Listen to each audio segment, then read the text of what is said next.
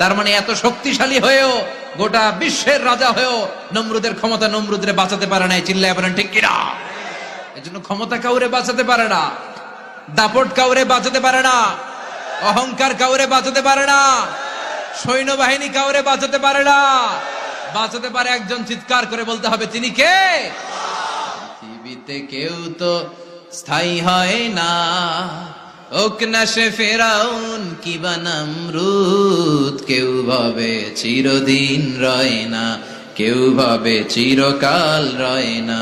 পৃথিবীতে কেউ স্থায়ী হয় না, ওক না সে ফেরাউন কিবা নমরুদ। কেউ ভাবে চিরদিন রয় না। চিল্লা এখন ঠিক কিনা? সাইয়েদনা ইব্রাহিমের সবগুলো কথা কোথায় কি ডায়ালগ মারলেন, আল্লাহর কাছে এত ভালো লেগেছে, আল্লাহর কোরআনের ভেতরে তুলে দিয়েছে কে? আবার তিনি যতগুলো দোয়া জীবনে করেছেন সব